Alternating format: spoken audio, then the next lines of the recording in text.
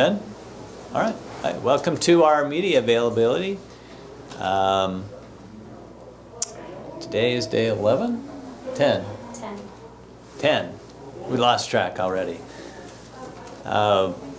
We passed out the bill, SB 87, or we didn't pass it out, we passed it to third.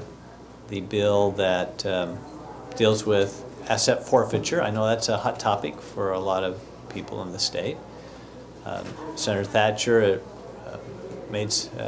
agreed to some amendments, and it's passed over to third. We'll hear that again tomorrow. And we passed out the elections revision bill, Senator Bramble. He may be back in here if there's any questions on that, but it's pretty straightforward. Deals with moving up the date to file to January, and deals with the plurality issue that's a result of SB 54. With that, we'll take any questions from our media, or if you have a question, please send it in online. Can you talk a little bit about SB 114 and whether you're confident this will settle the plurality issue with the party and get rid of that lawsuit? Because we're not being told that. We're being told it's going to be discussed at Central Committee meeting on Saturday. Do you feel confident that if the legislature passes this, that lawsuit will be finished and everyone can move on? Well, I'm not 100% confident because it does have to pass Central Committee on Saturday. So I guess if there's indications that it would probably pass, but I don't think there's any guarantees at this point. I've heard a few questions from folks that are on the Central Committee. I think the important thing is that we do have a bill that's out there that they can talk about on Saturday. And we'll have a good idea where we're at, because if we have a bill that's pretty much ready to go and then the Central Committee meets and talks about it, at least we'll know where we're at by Saturday. So that might answer the question. Is that a frustration for you as leaders? You passed this law, SB 54. Your own party challenged it, has tied the state up in court, and is not continued to leave open the possibility of appeal. You're trying to address it. And even though there have been negotiations, there's no public assurance this is going to do the trick. We live a life of uncertainty in the legislature. Actually, there's a great deal of certainty if you follow the eternal principle of 38, 15, and 1. So just my first thought about that is the frustration for me personally is not that we're dealing with this and potential uncertainty, absolute uncertainty. The indications are that it's probable that there'll be support for that at Central Committee, and we'll have Senator Bramble, who's closer to it than I am, address that. But the frustration for me personally was we proactively, under Senator Bramble's leadership, because of the eminent initiative, our efforts as a legislature were to save the convention caucus system. That was our pure objective. And Senator Bramble came up with an elegant solution to that, brought the parties together, and that was the party also, Republican Party, at least the leader of the party. But then there has been nothing but beat up the legislature from the Republican Party over passing of SB 54. So that's frustrating for us. But that aside, that's not driving what we're doing today. We're trying to bring the parties back, bring parties together, make sure that there's as much agreement as possible. At the end of the day, not everybody agrees completely with everything that happens here, but we try to build some level of consensus, and I know that's what Senator Bramble's trying to do. Well, it actually, I appreciate that, President. You have to go back to a fundamental principle of our compound constitutional republic, democracy, American style, whatever you choose to call our system of government. The voice and the vote of the people is a strength of our nation. And it's the people's ballot, not any political party's ballot. Across the country, access to the ballot is based on the statutory framework of the people's representatives. No private organization, not any party, has a claim to the ballot, because it's the people's ballot. Now in Utah, we have delegated to the political parties, we've delegated authority to put their candidates that come out of their convention directly on the primary ballot. That's been longstanding practice.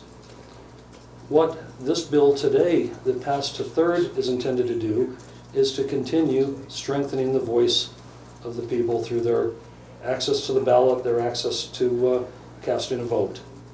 This does more to open the ballot and respect the people's wishes at the ballot box, and that was what drove Senate Bill 54. We wanted to preserve the caucus convention system. We recognized that there were other points of view. We entered into a compromise with what has been coined Count My Vote, the Count My Vote initiative folks, all intended to increase participation and access to the ballot. But the fundamental premise, it's the people's ballot. Nothing that we have done in Senate Bill 54, Senate Bill 14, or any other provision here has done any, it has nothing to do with any political party's ability to choose the candidate that they want, to advocate for that candidate, to endorse that candidate, but a party doesn't have an inherent right to dictate to the state how their candidate gets on the ballot. And that's what this really has been about. But the underlying principle of it being the people's ballot and increasing the voice of the people, that is really what this entire debate has been about over the last couple of years. Senator, you mentioned how the fiscal note is still forthcoming. Can you give us any sense of what numbers you're hearing as far as cost? This bill itself won't, I don't believe it'll have a fiscal note that will impact the budget this year. And the reason for that, we're dealing with the budget that begins July 1st of 2017, ends June 30th of 2018. We couldn't possibly have a runoff until the following fiscal year.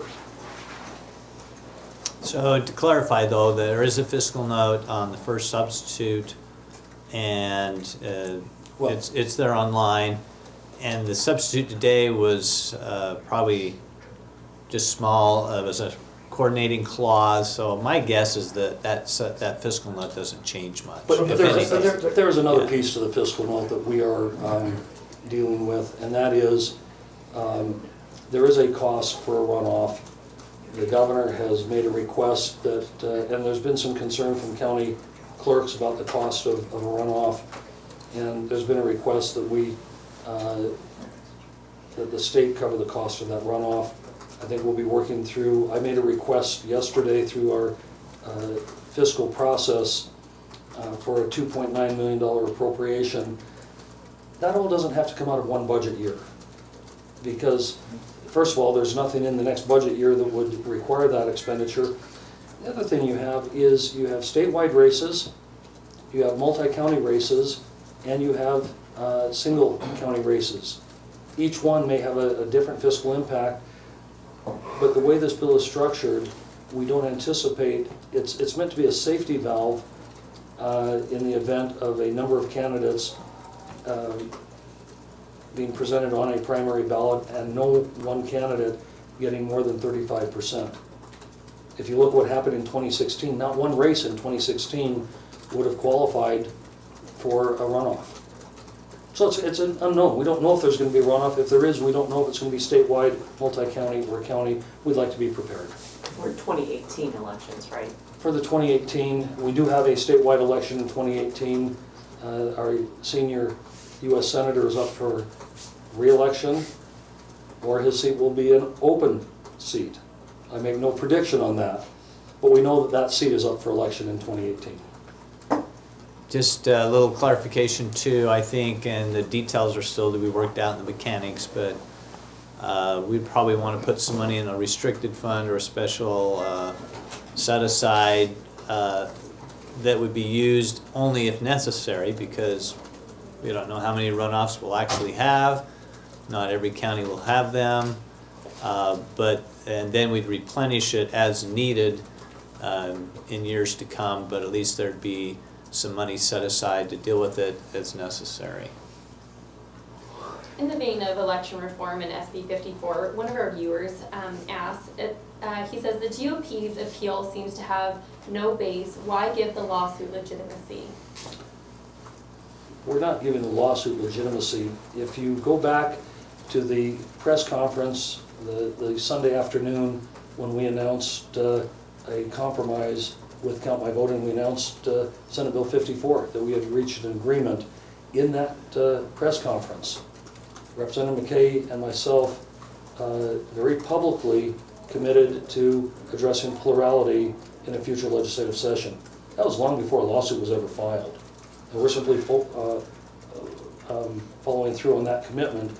It happens that by following through on that commitment, if we are successful, the Republican Party has indicated, I guess they had a vote in the Central Committee, or some in the past, last Central Committee, I'm not sure, but they represented to me that they voted to withdraw the lawsuit if we saw plurality in a way that's acceptable to them.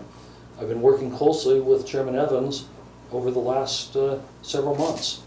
He spoke in favor of the bill in committee and represented in committee when the bill passed out unanimously that he believed that this met the expectations to drop the lawsuit. So this isn't being driven by the lawsuit, it's fulfilling a commitment we made when we announced Senate Bill 54. President Muirheser, can you talk about the resolution introduced today on the Equal Rights Amendment? Will that get a hearing? Will that advance? Obviously, that was tried in the 1970s and did not go very far in Utah. Is it time to take another look at that? Well, I mean, we're pretty open about the issues that we discuss. Pretty rare that we want to hold off on anything. It's, is that in rules now? I think you Did just we read read it it in? this morning. So it's yeah. in rules now. Yeah, we haven't had any discussion on that, so it's hard for me to make any comments until I actually see what the resolution says. Well, The Supreme Court judge, so.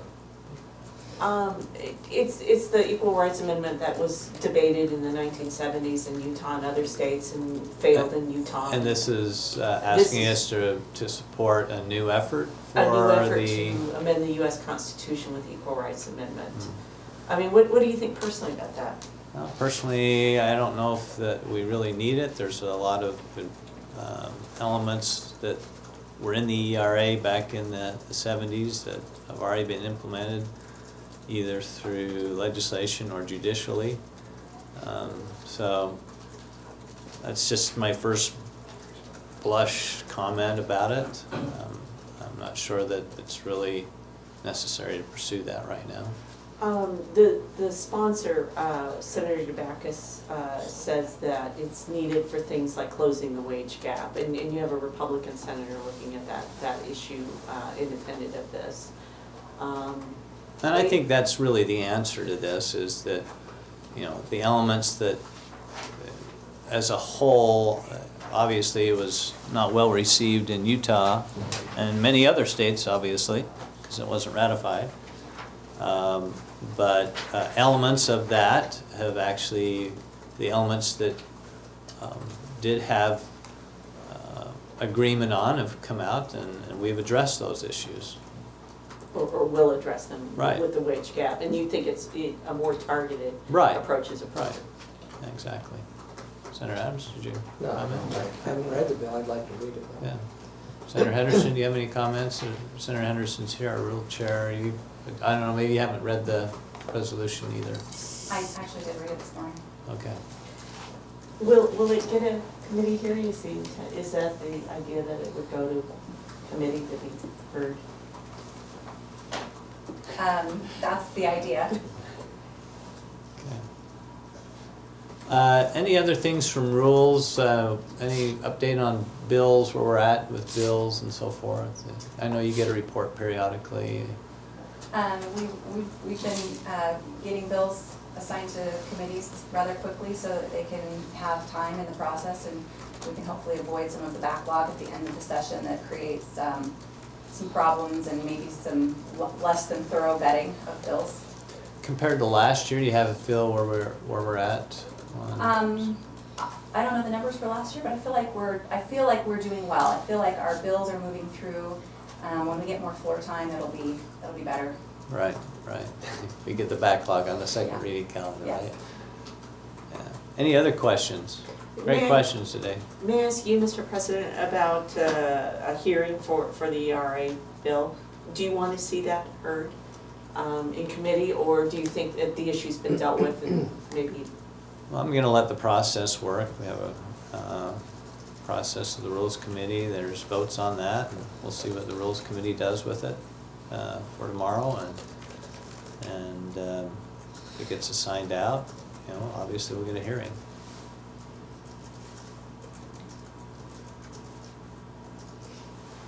What about HB 11 over on the House side, the bill that would remove partisanship from a number of boards and commissions, including the PSC, DABC, and a lot of others?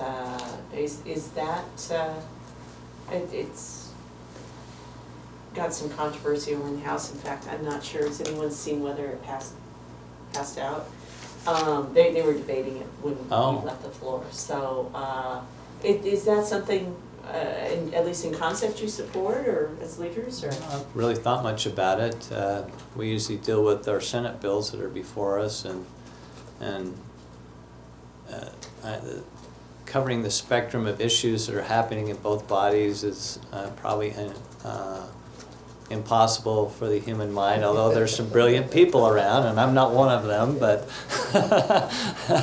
so I really don't consider too much the bill until it's passed out of the House. Senator Adams? Yeah, I like the concept. I served with Senator Stevenson. He was the mayor when I was on Layton City Council. And I really didn't have any idea who or what the other members of the council, what their political affiliation was. And I think sometimes on some boards and commissions, I think I'm not sure that's as big a deal as what we make it. So I think having flexibility is not a bad way to go. But we'll see what. Again, I haven't read the bill, so I probably need to see exactly what it says. But concept-wise, I kind of half like it. So. Yeah, our first view of people shouldn't be whether they're Republican or Democrat, right? Okay. Should be our first view. We should see each other as fellow human beings, and your politics ought to be down the list a little ways. We ran into that problem last year that they had an independent or something, a libertarian. And how do you make sure everybody's represented? That becomes hard on boards and commissions. I think you have to find the most qualified. It's a really good argument. Yeah. So. Well said. Well, we have one question Okay. from a viewer. She says, SB 29 seeks to mandate marriage prep in an effort to reduce divorce. Should married couples take this course too? Would it be reasonable to mandate a nutrition course before we go to the grocery store?